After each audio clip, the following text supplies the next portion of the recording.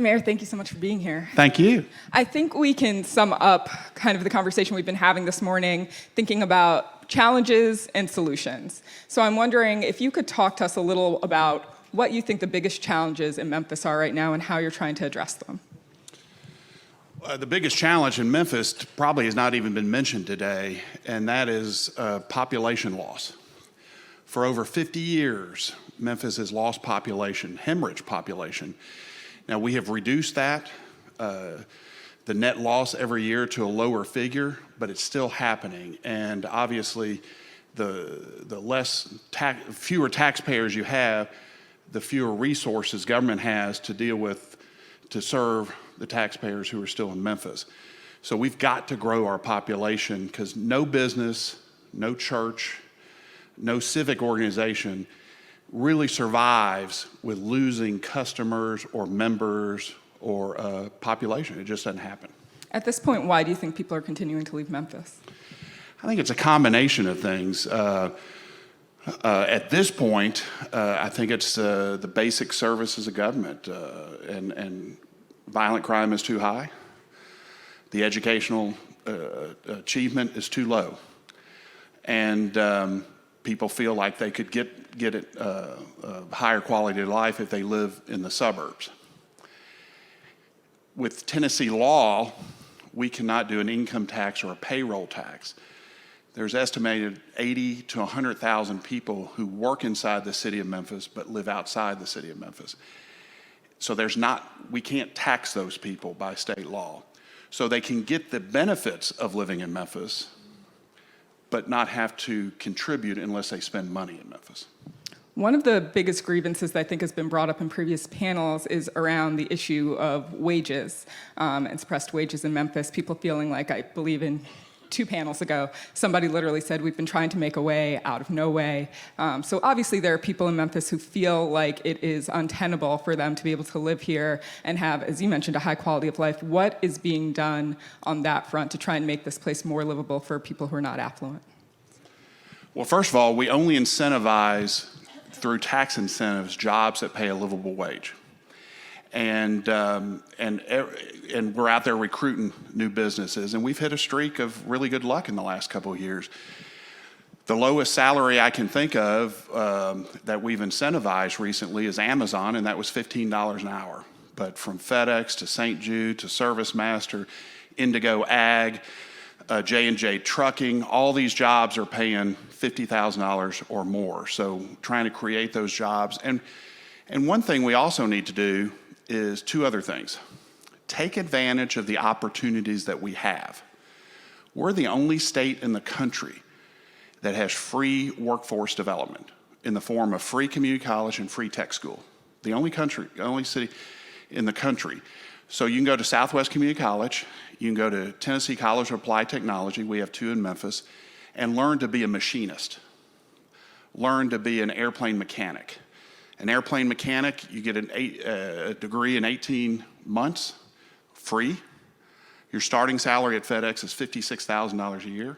Your second year, you're making $72,000. A machinist, $19.50 an hour plus benefits. We're the second largest city in the country for medical device manufacturing. We have a lot of them. And I meet with companies proactively. And 9 out of 10 companies I meet with cannot fill all their open slots because they say that either people don't know about them or they're not qualified for them. You can get a certificate in machinist. But this company that I talked to had 40 openings. Over the years, they've had to turn away hundreds of jobs to other manufacturing facilities in other areas of the country because they couldn't fill all the positions they have now. So we need to tell people that they have opportunities. And then we also have to do a better job of growing small businesses. And I think we have some momentum in that area in Memphis, not only in city government, but county government, Epicenter and others who are leading the way in that. And we've particularly, I don't know if the 800 initiative has been mentioned this morning, but that's a partnership between us and Epicenter and FedEx and CBU, where we're trying to grow 800 African-American owned businesses here who basically have one employee themselves. And we all know that somebody who looks like me has more access to capital than someone who looks like you. So that lack of capital is something holding us back as a city. We're 65% African American, and when you add up all the business transacted in Memphis, not by government, but just us as a society, only 1% goes to African American owned business. That's not fair, and it's not sustainable for the city. So we have to grow those businesses. And we have measurable goals for the 800 initiative, and we are making a difference. But just think, if 800 businesses in Memphis all grew by 5 employees, that'd be better than getting one company at 500 employees, because that one company may or may not stay in Memphis. But the 800 are rooted here.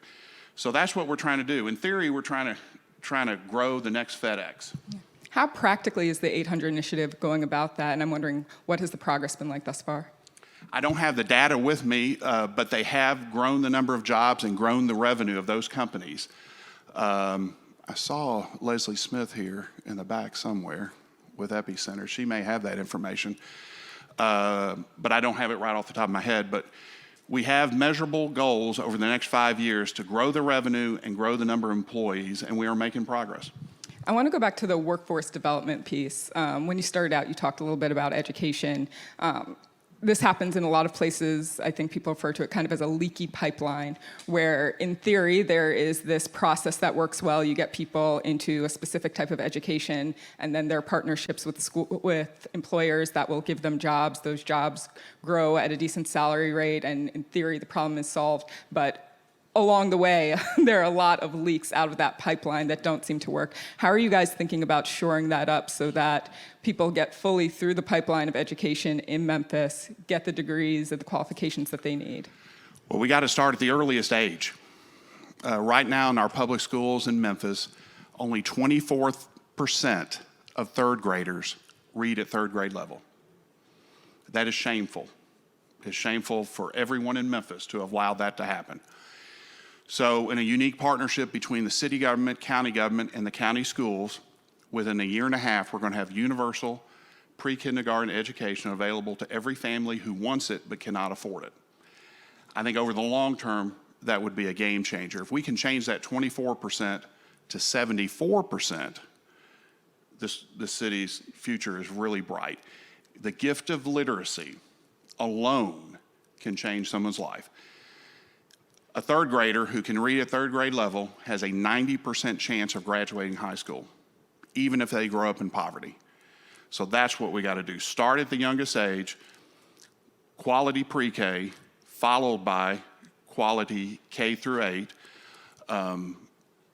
obviously quality high school, and then we've been given this unique opportunity with free tech school, free community college, and then if you go into a traditional 4-year college, in Tennessee, it's fairly affordable. So I want to talk a little bit about how much all of this cost. A lot of the improvements you've talked about cost money. Obviously, giving tax incentives to companies to locate here to create jobs does not bring in additional money, at least at first. There was some controversy around the latest budget related to the lack of tax hikes to cover some of these improvements. I'm wondering how that all balances out.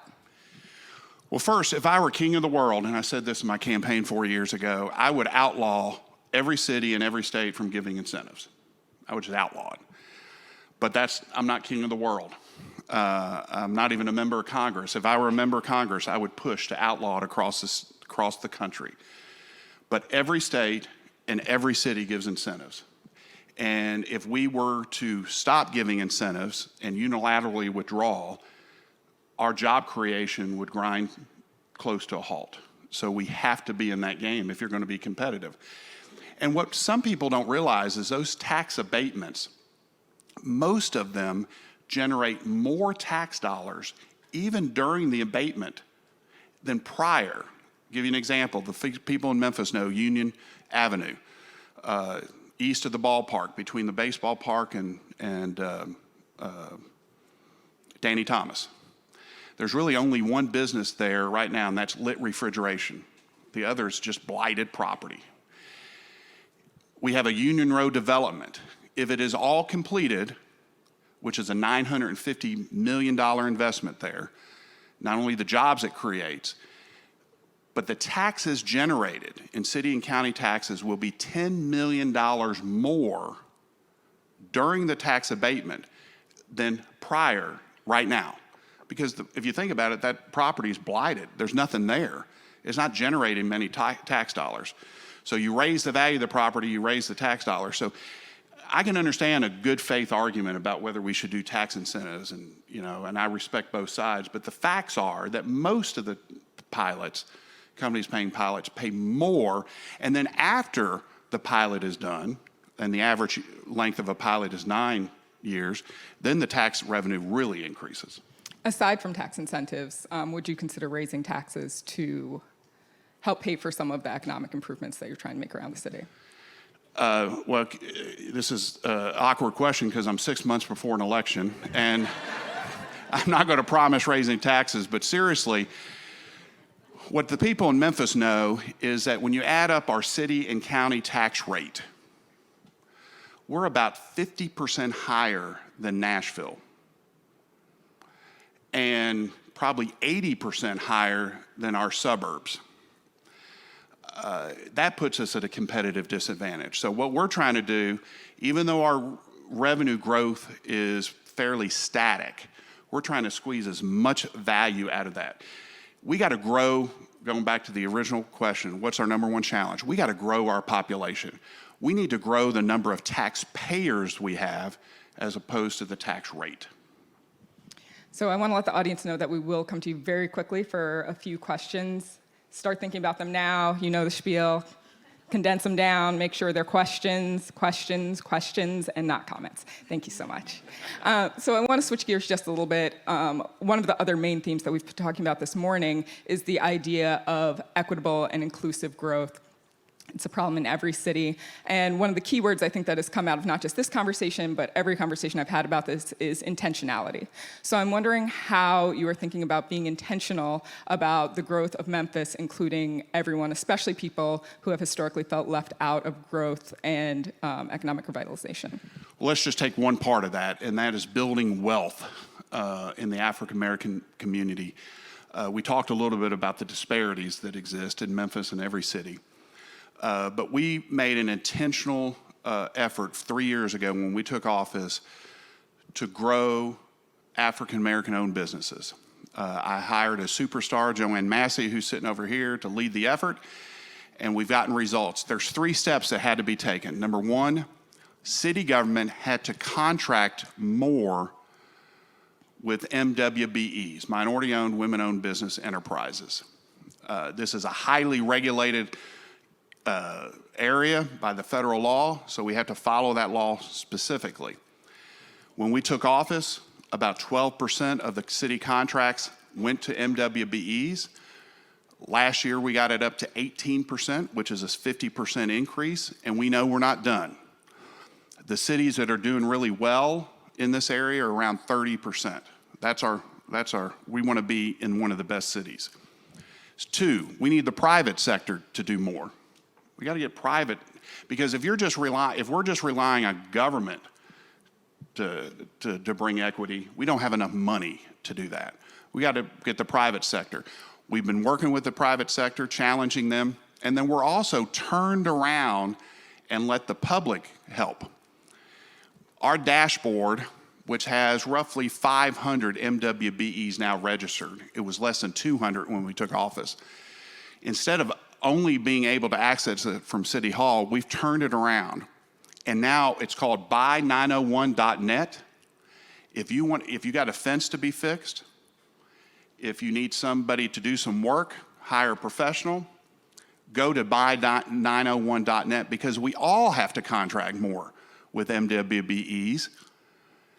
And if you're a purchasing agent at a company, we really want you to use it. And then the third point is, and this is the toughest, we have to diversify the businesses owned by minority and women in Memphis. Give you an example. We buy a lot of cars at City Hall, police, fire, whatever. There's not a locally owned, minority owned, or women owned business that we can buy cars from. Speed humps. If you live in a neighborhood, you know most neighbors want those speed humps. We now contract out for those. There's not an MWBE in that space. I keep a list in my office, page after page of 0%, where there's not an MWBE in that space. And what we've been doing is working with some successful African-American business owners to try to spur ownership in those areas. I want to make sure we get audience questions in, so we'll go to you now.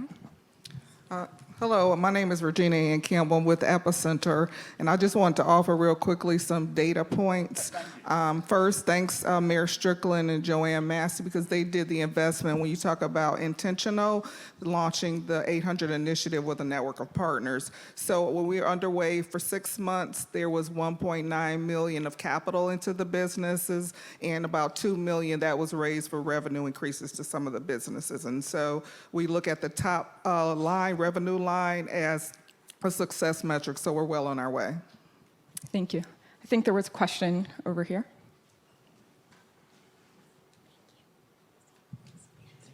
Okay. Hi, my name is Tobacco Brown. I'm a TED speaker and social impact artist, and I have a question for you, Mayor. Thank you for your initiative to bring people into education to be mechanics, but I'd like to look at lead positions. I'd like to look at Memphis and see that all the creative lead positions, as I noticed, are all occupied by white people. I wanted to know what you feel about an Office of Arts and Cultural Affairs being implemented within government to have more diversity, more transparency under your administration, to get lead positions to be functional and operational and inclusive to all African American people of color in the city.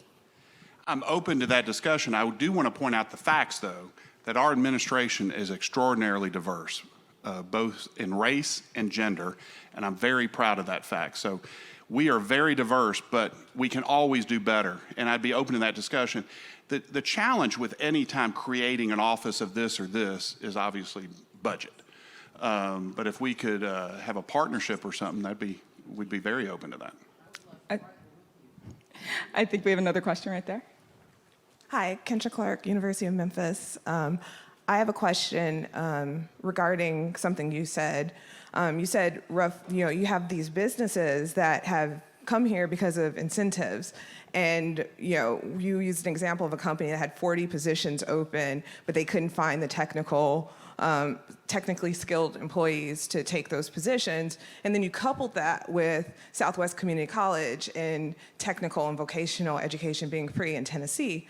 So you, as mayor, and presenting the importance of incentives, have you tried to develop incentivized programs that encourage companies to take unskilled workers and feed them into these programs to try and support that workforce? Because to me, it seems a little confusing when a company can maintain its business when it's losing business because it can't find employees and it can stay in the same city. Like, to me, it seems like something is off kilter a little bit.